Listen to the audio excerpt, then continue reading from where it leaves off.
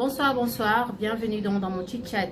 Qu'en dites-vous? C'est parti pour notre sujet de cette douce brise matinale. Je l'avais annoncé, il s'agissait de la confusion de la tour de Babel et je vais donc partager avec vous le symbolisme que reflète donc l'histoire concernant la construction de la tour de Babel. Alors là, j'aimerais vous demander de prendre vos Bibles pour ceux qui en ont et d'aller donc dans Genèse 11 et les versets 1 et c'est parti pour la lecture. Or, toute la terre avait une seule langue et les mêmes mots. Et il arriva, comme ils se déplaçaient vers l'est, qu'ils finirent par découvrir une plaine au pays des Chinéars, et ils s'y établirent. Alors, ils se dirent l'un à l'autre, « Allons, faisons des briques, et cuisons-les, en les traitant à la flamme. » La brique leur servit donc de pierre, mais la bitume leur servit de mortier. Puis ils dirent, « Allons, bâtissons-nous une ville et aussi une tour, dont le sommet soit dans les cieux, et faisons-nous un nom célèbre, de peur que nous ne soyons dispersés sur toute la surface de la terre. » Alors, je vais m'arrêter là pour expliquer un peu dans quel contexte nous nous trouvons ici. Alors, il y a eu le déluge. Noé et sa famille ont été préservés.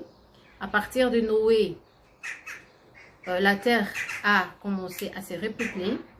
Et au cours de leur repeuplement, le peuple se sont dit, écoutez, rassemblons-nous, mettons-nous ensemble, bâtissons des villes et bâtissons des tours.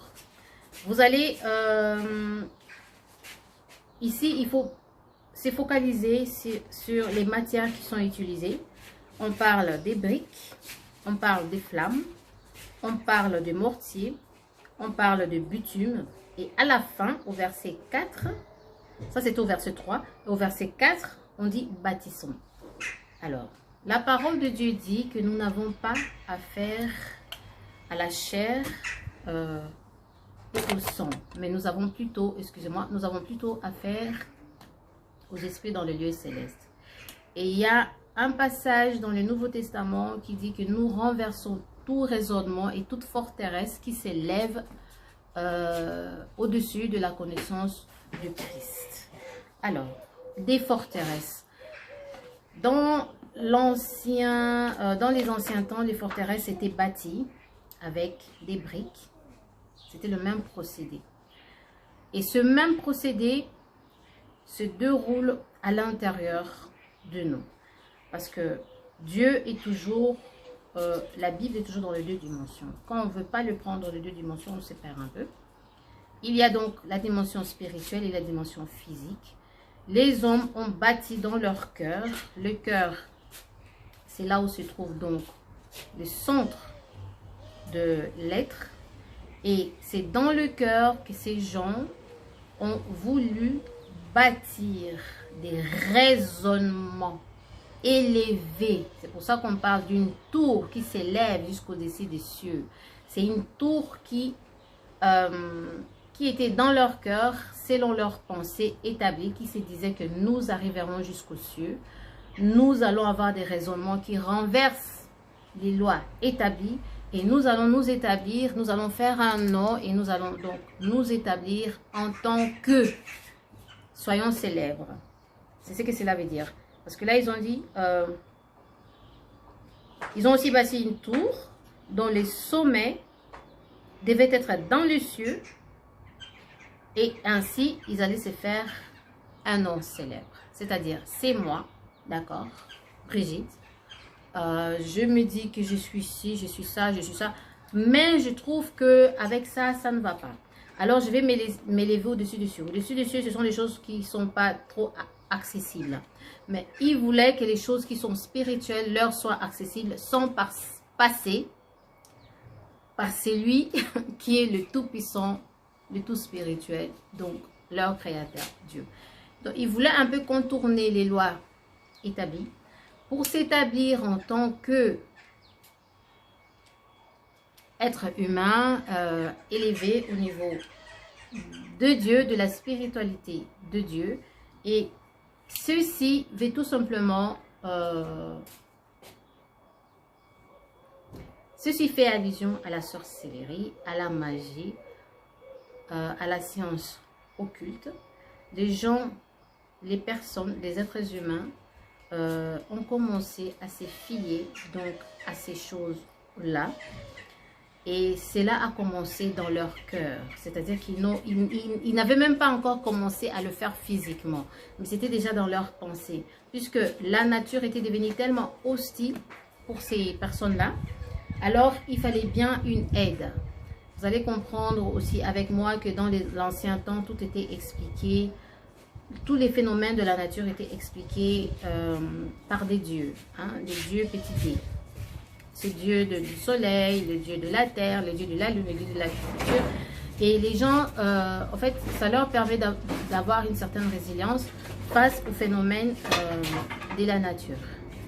Par contre, Dieu, ici, dans la Bible, il parle d'une tour qui avait été construite avec des briques, comme des raisonnements, comme des forteresses qui se trouvent donc à l'intérieur des êtres humains. Je vais donc continuer au verset 5. Alors, Jéhovah descendit pour voir la ville et la tour qu'avaient bâtie les fils des hommes. Puis Jéhovah dit, voyez, ils sont un seul peuple.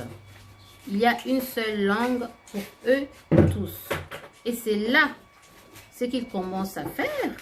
Eh bien, rien désormais ne sera irréalisable pour eux de ce qu'ils peuvent projeter de faire. Allons, descendons, et là, confondons leur langage, pour qu'ils n'écoutent pas le langage de l'un et de l'autre. Je vais m'arrêter là. Comme je dis toujours que Dieu, il faut le prendre dans deux dimensions. Il faut le prendre dans la dimension spirituelle, il faut le prendre dans la dimension physique. Moi, ce que j'avais compris étant enfant, quand je lisais la Bible, je me disais, ah ben non, c'est de là d'où viennent toutes nos langues diverses. Non, non, non, non. Ça a commencé d'abord à l'intérieur. La confusion a commencé à l'intérieur. Je vais vous expliquer. Je peux parler la même langue avec, par exemple, ma fille, mais ne pas la comprendre. Mais pourtant, elle s'exprime en français, je m'exprime en français, mais pourtant, je ne la comprends pas. Cette confusion dont parle l'Éternel, Dieu, ce n'est pas une confusion juste de langue comme nous connaissons aujourd'hui, mais c'est une confusion de la communication spirituelle. C'est-à-dire, quand toi tu parles, je ne te comprends pas. Quand moi je parle, même quand nous parlons une même langue, nous ne comprenons pas. D'accord? Cela veut dire quoi? Pour aller un peu en pratique. Le protestant ne comprend pas le catholique. Le catholique ne comprend pas le protestant. Et catholiques et protestants ne comprennent pas les églises de réveil. Chacun a son langage. Mais ce qui est pire, c'est que chacun dit la même chose, mais on n'arrive pas à se comprendre. Et c'est ça la confusion, c'est ça la tour de Babel.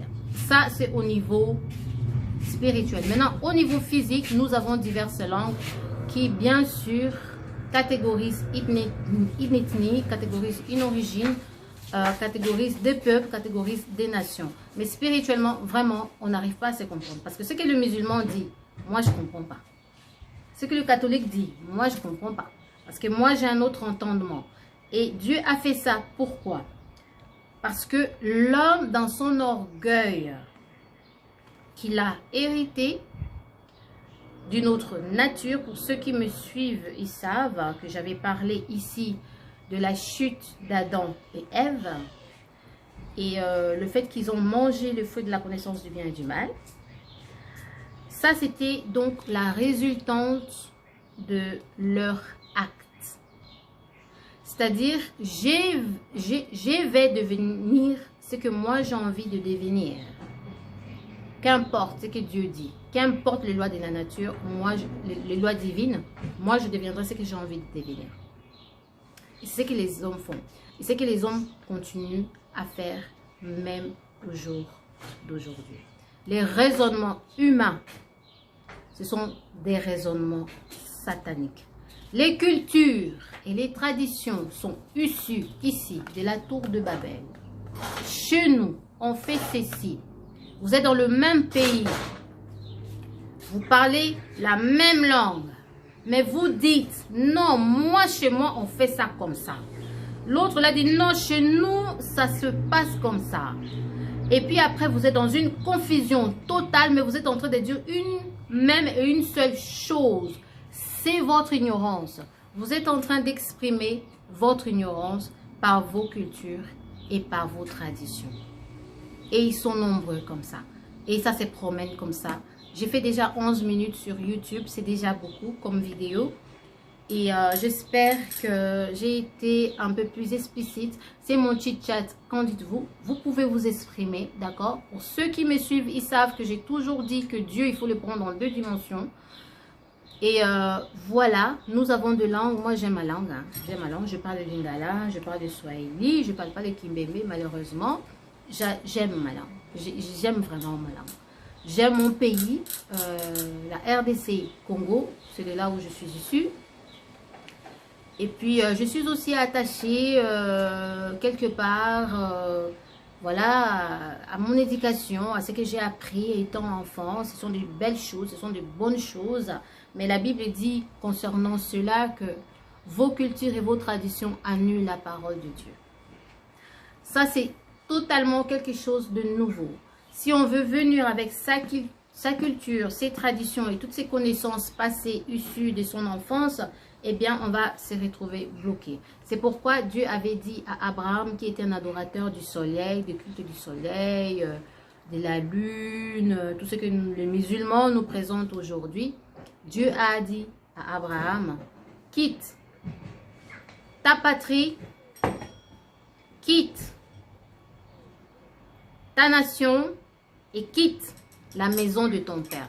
Donc voilà, je vais continuer ma lecture personnelle et c'est mon petit chat. Qu'en dites-vous? Vous pouvez toujours réagir, j'attends vos réactions et puis on se revoit à tout à l'heure.